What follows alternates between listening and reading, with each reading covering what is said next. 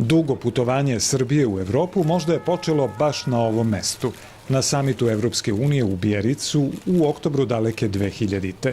Samo nedelju dana posle 5. oktobra tadašnji novoizabrani predsjednik Jugoslavije Koštunica bio je specijalni gost samita evropskih lidera na poziv francuskog predsjednika Širaka. Il va de soi que l'Union européenne fera tout ce qui est en son pouvoir pour apporter aide et coopération au retour de la République fédérale de Yougoslavie sur un chemin qui est non seulement celui de la démocratie, mais également celui de la maison, celui de l'Europe, celui de l'Union. Među evropskim liderima koji su tada označili početak puta Srbije u Evropu, pažljiviji posmatrač uočiće izvesnog Jean-Claude Junckera, tada mladog premijera Luksemburga. 17 godina kasnije, Juncker je predsjednik Evropske komisije, a Srbija je još uvek na evropskom putu. Hoće li baš Juncker biti zapamćen kao čovek koji je prvi dao rok u kojem će se putovanje završiti punopravnim članstvom? Die Europäische Union wird in den darauffolgenden Jahren mehr als 27 Mitglieder zählen. Bei allen Beitrittsländern haben Rechtsstaatlichkeit, Justiz und Grundwerte oberste Verhandlungspriorität. Iako u govoru nije pominjao rokove, u propratnom pismu Juncker je bio konkretniji. Najavio je da će već u februaru Evropska komisija objaviti strategiju za pristupanje Srbije i Crne Gore sa perspektivom članstva oko 2025.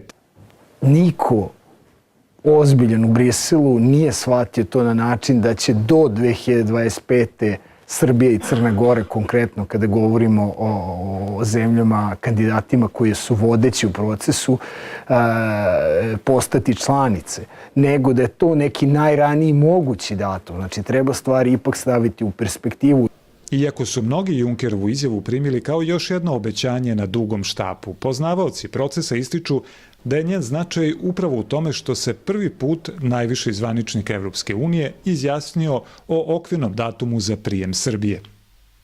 Podsjetit ću, 2011. kad je komisija izdala mišljenje o članstvu Srbije u EU, koristila je malo drugačije termine u srednjem roku, u dugom roku, pa sad mi smo mogli da nagađamo da li srednji rok znači 3 do 5 godina, dugi rok za spremnost možda 7 do 10 i tako dalje. Znači, na taj način rekla bih da se i podižu očekivanja od ova dve države kandidata da budu pripremljene za članstvo u datom roku. U ovoj sali ovde okupljaju se evropski lideri, njih 28 još uvek u ovom trenutku. Dobra vest je što ovde u Evropskom savetu kažu da još uvek ima slobodnih mesta za ovim stolom i da je on zapravo predviđen za ukupno 40 osoba i 32 prevodilačke kabine. Može li Srbija do 2025. da zauzme svoje mesto za ovim stolom, to naravno niko ne može sada da kaže, ali ono što je izvesno je da će u međuvremenu za to morati da se pripremi Srbija, ali i Evropska unija. Upravo takvim pripremama bavit će se najavljena strategija za prijem Srbije i Crne Gore, kažu izvori uključeni u njeno formulisanje. Očekuje se da će precizirati redosled poteza i vremenske rokove za ključne oblasti vladavine zakona i dijaloga sa Prištinom.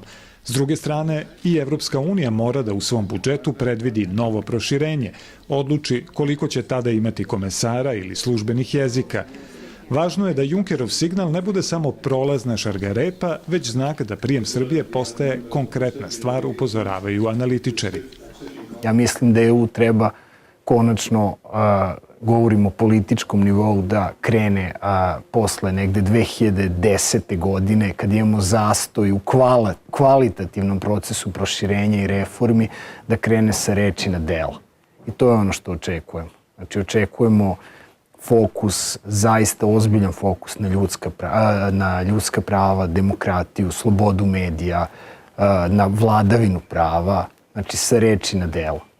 Sa reči na dela u Briselu, ali i u Beogradu. Iako period od 8 godina do 25. deluje dovoljno dug, sadašnji tempo reformi u oblasti vladavine zakona ne garantuje da će Srbija u njemu biti spremna, kažu izvori Evropske komisije u Briselu, što potvrđuju i eksperti. Moguće je da Srbija, ako nastavi sa ovakvim tempom sa jedne strane, a sa druge strane ukoliko EU ne poboljša i ne unapredi mehanizme kojim bi, da kažem, podstakla srpske vlasti da se u ovoj oblasti pokažu bolje, moguće je da ni tada u tako, da kažem, srednjoročnom roku neće biti spremna za članstvo, što nama ne ide nikako u korist. Osim Junckera, važan signal nedavno je u govoru o budućnosti Evrope uputio i francuski predsjednik Macron. Jean Quatremer, dopisnik Liberationa iz Brisela i autor više knjiga o Evropskoj uniji, kaže da je bio iznenađen stavom u korist prijema zemalja Balkana, jer Francuska nije naklonjena širenju Evropske unije. Mais la vision du président Macron est un peu opposée à celle de Jean-Claude Juncker, le président de la Commission européenne. Parce que Jean-Claude Juncker, lui, ne fait pas de l'approfondissement de l'Union européenne et de la zone euro un préalable. Alors que dans la vision d'Emmanuel Macron, il faut d'abord s'approfondir avant de recommencer un nouveau processus d'élargissement. Od 4 velike države Evropske unije samo je Nemačka zainteresovana za proširenje, ali Berlin pokušava da ubedi Pariz da preuzme mesto koje je upražnjeno odlaskom Londona, kaže Bodo Weber iz Nemačkog saveta za demokratizaciju.